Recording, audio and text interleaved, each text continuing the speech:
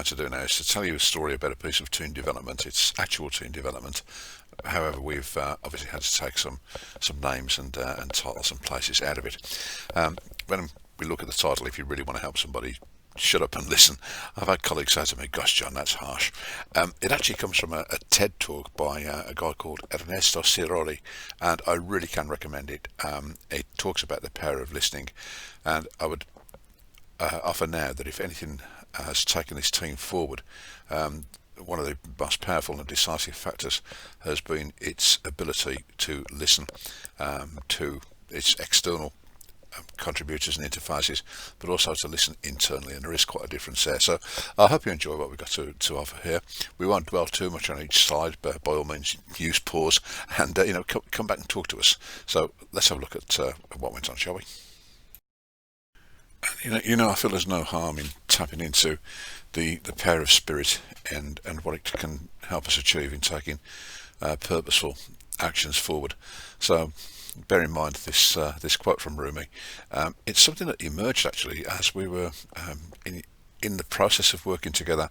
It wasn't something that we introduced the work with, but it was quite obvious as we moved forward that there was a joyous purpose for what it was we were doing, and that even though it would change track from time to time, that's okay.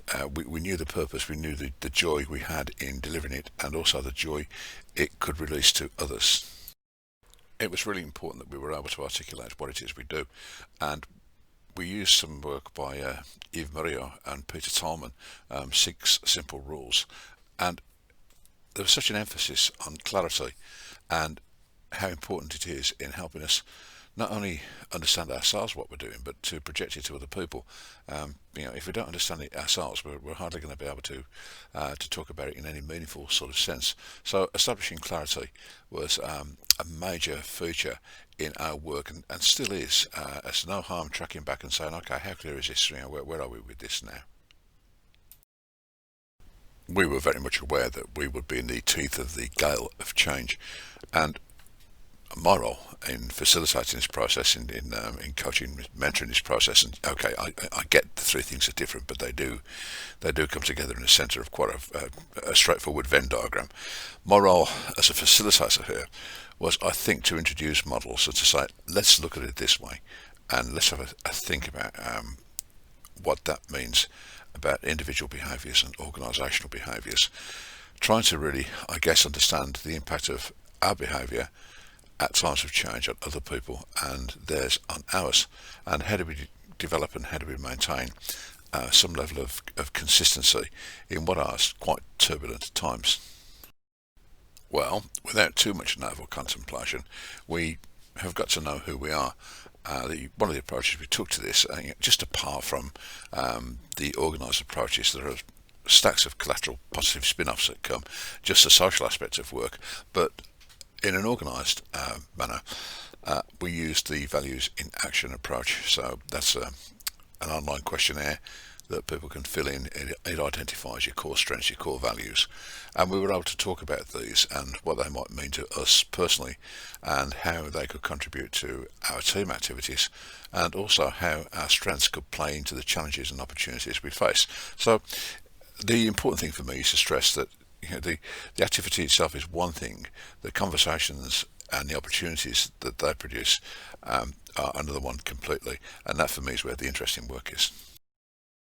And here's a good example of me in my role introducing an approach and say, how does this feel for us? Because for me, it feels very much that this is at the heart of what we are and who we are and what we do, and put that out to the team. And there were some interesting responses to it, but it did help us, I think, gain a clear sense of identity, purpose, and how this could be used in a positive manner. I introduced the team to this model because this is exactly what they were doing. They were doing this internally and externally. They were talking to people, and those conversations were producing opportunities. They were producing a space in which we could start to think about how we could design some aspirational possibilities into our work. And it felt for me that that's very much where the tough conversations take place, because we really are taking a look at the power of partnerships, stakeholder management, relationship management, and then how do we deliver, how do we take these ideas through the dream, through the design stage, and then produce actions and results from those ideas, and then how does this feed into a developmental cycle. So the appreciative inquiry model seemed to fit not only the personality of the team, but also its core role and functions to go out there to seek and discover and facilitate opportunities that at this moment we didn't know existed. We had to shut up and listen to people. What we then did was to have an event where a number of stakeholders and partners were invited. It took place in a single unit over a day, and the feedback we got from that was absolutely fantastic. We used appreciative inquiry as a way to say, well, how was the event for you? And the feedback from that gave us a real sense of what could be achieved. It was good because it was easy. Most of the feedback took place with follow-up telephone conversations.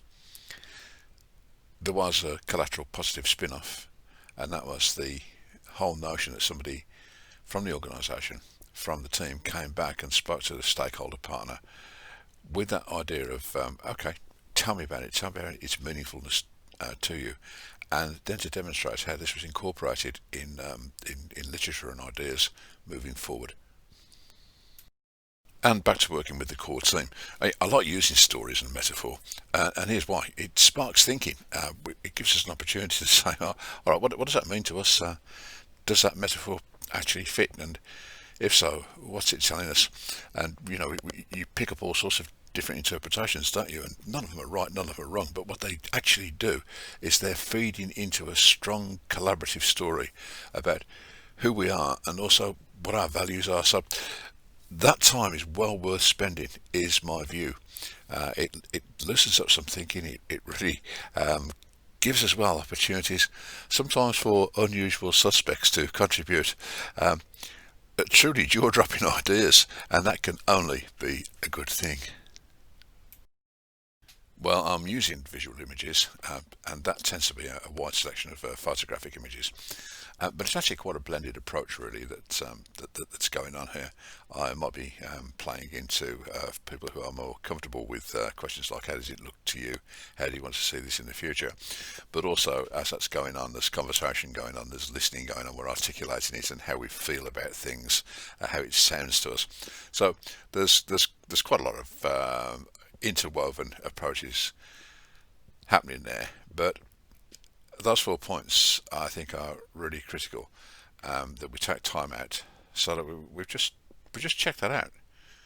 What do we understand? Where might we go with it? What new knowledge do we develop, and what existing knowledge have we got that we can apply here? And it's every bit as relevant as that which that we would seek to discover. That approach, in my view, helps us to create some new ideas in existing spaces and developing shared stories. What's ours, what's yours?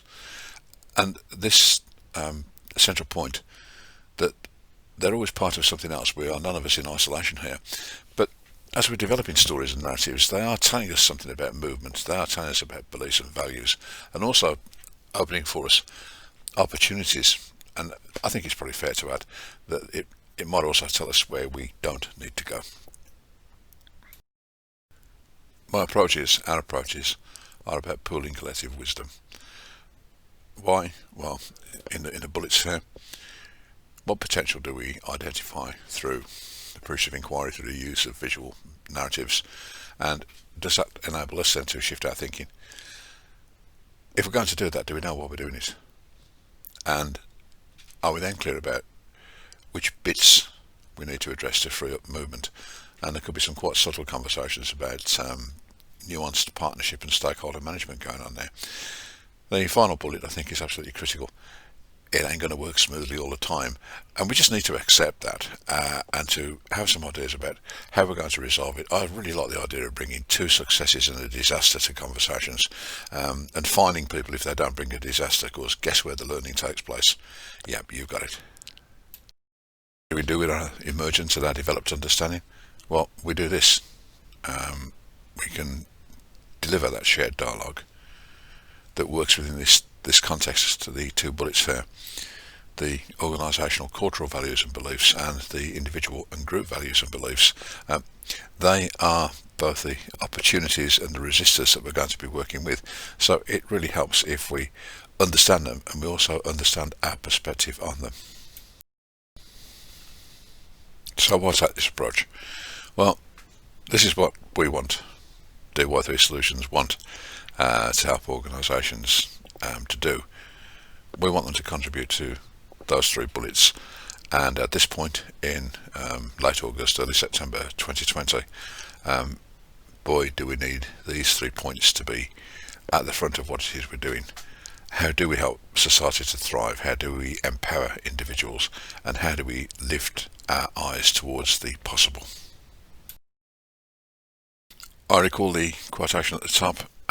There are as many differences within organisations as there are between them, from a talk given by Professor Hal Thomas of Birmingham University, probably something around about 25, maybe even 30 years ago. It made an impact on me, as you can see. I've tried to carry that forward into our work and to understand that that means actually quite a lot for how we engage with teams within organisations, and it means quite a lot for relationships, connections and communications. We are not going to move towards a monoculture, a robotic culture.